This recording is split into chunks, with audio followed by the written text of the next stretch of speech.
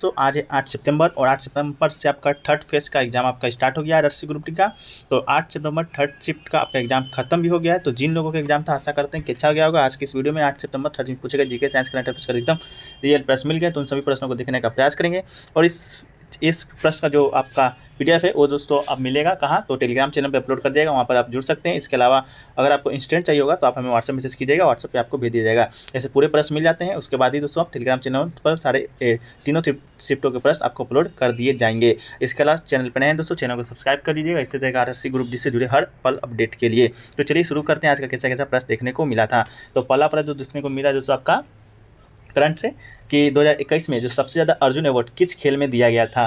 तो दोस्तों बात करें अर्जुन अवार्ड का, तो 2021 में जो अर्जुन अवार्ड कुल 35 खिलाड़ी को दिया गया है। तो सबसे ज़्यादा दोस्तों मेरे अनुसार जो प्राप्त किए हैं आंसर मिला है वो दोस्तों हॉकी में दिया गया है। तो हॉकी आपका बिल्कुल राइट आंसर होगा। कुल 15 से 16 खिलाड़ी को हॉकी में दिया गया है। तो 35 खिलाड़ियों में से 15 से 16 खिलाड़ी हॉकी में दिया गया, तो ऑब्वियसली हॉकी में ही आपका अर्जुन अवार्ड दिया गया है। अर्जुन अवार्ड किससे संबंधित है दोस्तों, आपका खेल से संबंधित है। और बात करें क्रिकेट में किसे दिया गया है, तो आपको शिखर धवन को दिया गया था क्रिकेट में। यहाँ पर देख सकते हैं कुछ नाम भी दिए गए हैं, जैसे अरपिंदर सिंह को एथलेटिक्स में, श्रीरमजीत कौर को मुक्केबाजी में, शिखर धवन को क्रिकेट में, सी भवानी देवी तलवारबाजी में, मोनिका को हॉकी, वर्णन कटारिया हॉकी। इस तरह दोस्तों आप PDF प्राप्त करके आप पढ़ सकते हैं। अगला दोस्तों कि भारत का जो लौह पुरुष है वो किसे कहा जाता है। तो दोस्तों लौह पुरुष की बात करें तो प्रधानमंत्री नरेंद्र मोदी ने बुधवार को सरदार वल्लभ भाई पटेल की 182 मीटर ऊंची प्रतिमा स्टैच्यू ऑफ यूनिटी का अनावरण किया है। सरदार साहब को लौह पुरुष यानी आयरन मैन ऑफ इंडिया भी कहा जाता है। तो दोस्तों आपको आंसर मिल गया होगा कि लौह पुरुष किसे कहा जाता है। तो सरदार वल्लभ भाई पटेल को लौह पुरुष के नाम से जाना जाता है। जो दोस्तों आपका स्टैच्यू ऑफ यूनिटी आप देख रहे हैं, जो कि विश्व का सबसे ऊंचा ये प्रतिमा है, 182 मीटर ऊंचा, ये भी दोस्तों आपका सरदार वल्लभ भाई पटेल जी का है, यूनिटी है, स्टेच्यू है। इसके अलावा दोस्तों सरदार वल्लभ भाई से क्वेश्चन जो पूछा गया उसको डिस्कस कर लेते हैं। जैसा कि आपका बारदोली का जो सत्याग्रह हुआ था उसमें दोस्तों सरदार पटेल भाई को जो सरदार की उपाधि किसने दिया था, तो बारदोली की महिलाओं ने दिया था। और इस तरह के प्रश्न भी आपको सरदार वल्लभ भाई पटेल से देखने को मिल रहे हैं। अगला क्वेश्चन दोस्तों आपका देखा गया था कि विजयदशमी किस त्यौहार को बोला जाता है। तो दोस्तों इसका जो राइट आंसर हो जाएगा दशहरा, बिल्कुल राइट आंसर है दशहरा को विजयदशमी या आयुध पूजा भी कहा जाता है, जो हिंदू का प्रमुख त्यौहार है। अश्विन मास के शुक्ल पक्ष की 10वीं तिथि को इसका आयोजन किया जाता है। भगवान राम ने इसी दिन रावण का वध किया था तथा देवी दुर्गा ने 9 रात्रि एवं 10 दिन के युद्ध के उपरांत महिषासुर पर विजय प्राप्त की थी। इसे सत्य पर सत्य के विजय के रूप में भी मनाया जाता है, इसलिए इसे दशमी को विजय दशमी के रूप में आपको जाना जाता है। तो विजय दशमी किस लिए कहा जाता है आपको प्राप्त हो गया होगा। अगला क्वेश्चन दोस्तों पूछा गया था आपका पॉलिटी से कि संविधान, भारतीय संविधान का संरक्षक कौन होता है। तो भारतीय संविधान का जो संरक्षक होता है दोस्तों आपका उच्चतम न्यायालय, सुप्रीम कोर्ट ऑफ इंडिया देश का सर्वोच्च न्यायालय है। किसी बात की अंतिम अपील या उच्चतम न्यायालय में ही की जा सकती है। यह विधि के शासन रूल ऑफ लॉ को बनाए रखता है और संविधान में उल्लेखित नागरिकों को अधिकारों और स्वतंत्रता को सुनिश्चित करता है। अतः उच्चतम न्यायालय को संविधान के संरक्षक के रूप में भी जाना जाता है। तो सुप्रीम कोर्ट आपका बिल्कुल राइट आंसर हो जाएगा। अगला दोस्तों पूछा गया था आपका कि जीन किस पर निर्भर करता है। तो जीन की बात करें तो दोस्तों आपका गुणसूत्र पर निर्भर करता है, बिल्कुल आपके ऑप्शन में था, तो गुणसूत्र आपका राइट आंसर हो जाएगा। गुणसूत्रों पर स्थित जो DNA की बनी है वो अति सूक्ष्म रचनाएं हैं जो अनुवांशिक लक्षणों का धारण एवं उनका एक पीढ़ी से दूसरी पीढ़ी में हस्तांतरण करती है। जीन वंशाणु या प्रीथ्रिक कहलाती है। अगला क्वेश्चन पूछा गया दोस्तों संपत्ति का अधिकार किस संविधान संशोधन के द्वारा हटाया गया था। तो संपत्ति के अधिकार को बात करें तो इसे कानूनी अधिकार 1976 में 44वें संविधान संशोधन के तहत बनाया गया था। तो 44वें संविधान संशोधन 1976 के तहत दोस्तों आपका जो संपत्ति का अधिकार है उसे कानूनी अधिकार बना दिया गया था। किस आर्टिकल में रखा गया था, तो ये आपका 300 के क आर्टिकल में आपको इसको रखा गया है। इसमें अनुच्छेद 1919A, F और 31 को हटा दिया गया है। हालांकि ये सुनिश्चित किया गया था कि मौलिक अधिकार की सूची से संपत्ति को हटाने के लिए अल्पसंख्यकों को अधिकार और उसके चुनाव में शैक्षणिक धारणों की स्थापना का अधिकार मिलता रहे। अगला क्वेश्चन पूछा गया था दोस्तों कि ईसाई जो धर्म है वो उसके जो संस्थापक से उनका जन्म स्थान पूछा गया था। तो फलस्तीनी शहर बेतलहम में ईसा मसीह को जन्म स्थान और ईसाइयों को सबसे पवित्र जगहों में से माना जाता है। ये यरूशलेम आज इजराइल की जो राजधानी से 10 किलोमीटर दूर सेंट्रल वेस्ट बैंक में स्थित है। यह मौजूदा वक्त में इसी चर्च ऑफ नेटिविटी को भी ईसा मसीह का जन्म स्थान माना जाता है। तो आपका ये प्रश्न था ईसा मसीह का जन्म स्थान, तो आपको मिल गया होगा। अगला क्वेश्चन पूछा गया दोस्तों कि उत्तर पूर्वी मानसून से सबसे अधिक वर्षा प्राप्त करने वाला कौन सा राज्य है। तो उत्तर पूर्वी मानसून से जो सबसे अधिक वर्षा प्राप्त करने वाला राज्य है आपका तमिलनाडु, बिल्कुल राइट आंसर है।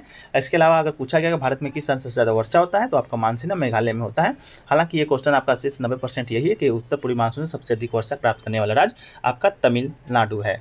अगला क्वेश्चन पूछा गया था दोस्तों IIT हैदराबाद ने विकलांगों के लिए क्या किया है कि लाभ पहुंचाने के लिए क्या किया है, चलो देख लेते हैं। भारतीय प्रौद्योगिकी संस्थान हैदराबाद IITH ने यूथ फॉर जॉब्स और कोटक महिंद्रा बैंक के सहयोग से स्वराज जेबिलिटी विकसित की है, जो विकलांग व्यक्तियों के लिए लाभ के लिए बनाया गया एक अनूठा मंच है, जो कि श्रवण दोष, दृष्टि हानि और लोकोमोटिव विकार से छुटकारा देगा। तो दोस्तों आपका जॉब देने के लिए यूथ फॉर जॉब और कोटक महिंद्रा बैंक के सहयोग से आपका विकलांग व्यक्ति को लाभ बनाने के लिए, आपका जॉब देने के लिए IIT हैदराबाद ने ये आपका किया है विकलांगों के लिए। अगला क्वेश्चन दोस्तों, सिली भवन किसे कहा जाता है? तो आपका ऑप्शन में शायद नदी था, तो नदी आपका बिल्कुल राइट आंसर होगा। अपेक्षित पदार्थ को अपर्दन के कारक जैसे नदी पवन क्षेपित करता है, संघनता दबाव के कारण संचित पदार्थ शैली बदल जाता है, यह प्रक्रिया सिली भवन कहलाती है। तो आपका नदी राइट आंसर हो जाएगा। क्वेश्चन आपका क्या था पता नहीं, आंसर आपका नदी है।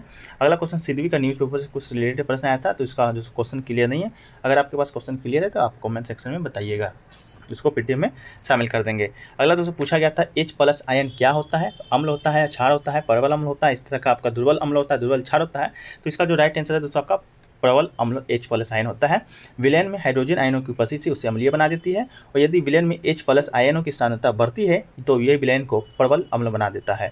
यदि H+ आयनों की सांद्रता कम होती है तो ये अम्ल को तनक कर देता है। तो प्रबल अम्ल आपका बिल्कुल राइट आंसर था। अगला क्वेश्चन पूछा गया था दोस्तों, कुएं के जल को शुद्ध करने के लिए क्या किया जाता है? तो दोस्तों कुएं के 1 लीटर पानी को रोगाणुरहित करने के लिए 4 mg ब्लीचिंग पाउडर पर्याप्त होता है, जो कि समस्त सूक्ष्म जीवों को नष्ट कर देता है तथा 0.2 से 0.5 अवशेष क्लोरीन छोड़ता है। 25% उपस्थिति क्लोरीन वाले ब्लीचिंग पाउडर का उपयोग करना चाहिए। तो ब्लीचिंग पाउडर दोस्तों आपका ऑप्शन में दिया गया था, जो कि बिल्कुल आपका राइट आंसर था। अगला क्वेश्चन पूछा गया दोस्तों कि प्रोपेन में हाइड्रोजन की संख्या कितना होता है? तो आपको दिया गया था, प्रोपेन का सूत्र भी शायद आपको दिया गया था C3H8। तो प्रोपेन C3H8 यानी 3 कार्बन और 8 हाइड्रोजन परमाणु के रासायनिक सूत्र के साथ एक रंगहीन और गंधहीन गैस है। तो आप यहाँ से भी देख सकते हैं, जो कार्बन का मात्रा है 3 है और हाइड्रोजन का जो संख्या आपका 8 है। तो हाइड्रोजन की संख्या कितना था? तो आपका 8 बिल्कुल राइट आंसर था। अगला क्वेश्चन पूछा गया था दोस्तों आपका SSLV का फुल फॉर्म पूछा गया था। हाल ही में स्मॉल सैटेलाइट लॉन्च वेहिकल से कुछ आपका सैटेलाइट को लॉन्च किया गया, उसी से रिलेटेड आपका फुल फॉर्म पूछा गया था। SSLV का फुल फॉर्म था आपका स्मॉल सैटेलाइट लॉन्च व्हीकल, आपका बिल्कुल राइट आंसर था। यानी छोटे सैटेलाइट की लॉन्चिंग के लिए अब इस रॉकेट का इस्तेमाल किया जाएगा। यह एक स्मॉल लिफ्ट लॉन्च व्हीकल है। तो आपका SSLV से आपका फुल फॉर्म आया था, जिसका आपका सही आंसर मिल गया होगा। इसके अलावा दोस्तों आपसे पूछा गया था शायद दोस्तों आपका कि श्रीहरिकोटा से संबंधित प्रश्न। तो श्रीहरिकोटा से संबंधित प्रश्न वही था कि SSLV को किया गया है, तो फिर भी श्रीहरिकोटा के बारे में देख लेते हैं। श्रीहरिकोटा भारत के दक्षिण में स्थित आंध्र प्रदेश के तट पर बसा एक द्वीप है। भारत का एकमात्र उपग्रह प्रक्षेपण जो सतीश धवन केंद्र, जिसे SAR के रूप में भी आपका जाना जाता है, जिसे भारतीय अंतरिक्ष अनुसंधान द्वारा प्रयोग किया जाता है। यह बहुरक्षण रॉकेट जैसे ध्रुवीय उपग्रह प्रक्षेपण यान और भूतकालिक उपग्रह प्रक्षेपण यान ना का उपयोग कर उपग्रहों का प्रक्षेपण किया जाता है। तो आपका श्रीहरिकोटा से आप देख लीजिएगा कहाँ पर है, तो आंध्र प्रदेश के तट पर है।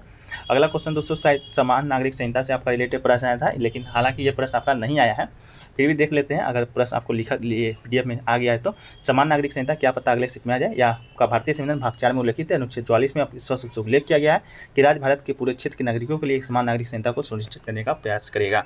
आपका अनुच्छेद 44 नहीं, आपका 44वां संविधान संशोधन आया था, तो इस बात को भी आपको याद रखना है। अब जो प्रश्न दोस्तों देखने को मिल रहा है कि इनमें से कौन सा जो प्रकृति धातु है जो कि सबसे ज़्यादा धात्विक है, ये प्रश्न आपका आया था। तो शायद एल्युमिनियम आपका राइट आंसर होगा। इसे आंसर कंफर्म नहीं है, क्वेश्चन ही कंफर्म नहीं है। तो अगर आप में से किसी को भी क्वेश्चन क्लियर होगा तो आप कमेंट सेक्शन में बताइएगा। इसके अलावा दोस्तों आया था कि चुंबकीय गुण चुंबक के किस गुण को सबसे ज़्यादा प्रभावित करता है। तो ऑप्शन जब तक नहीं रहेगा दोस्तों इस तरह का प्रश्न बनना मुश्किल है। इसके अलावा दोस्तों विद्युत मोटर आधा घूर्णन करता है तो उसके बाद घुमा दिया जाता है, इस तरह का प्रश्न क्लियर नहीं बता पाए हैं स्टूडेंट। इसका 2022 में कार्बन मुक्त कृषि राज्य से संबंधित आपका जो प्रश्न आया था दोस्तों कि 2022 में जो कार्बन मुक्त तटस्थ खेती करने वाला कौन सा राज्य बना है, तो वो अगर आया होगा तो वो आपका केरल राइट आंसर हो जाएगा। केरल आपके ऑप्शन में होगा तो आपका बिल्कुल राइट आंसर होगा। इसके अलावा दोस्तों देखें तो आज न्यूमेरिकल की जो संख्या था, न्यूमेरिकल आपका देखा गया था 3 न्यूमेरिकल, जो कि दोस्तों V बराबर IR से ही आपका 2 क्वेश्चन आया था।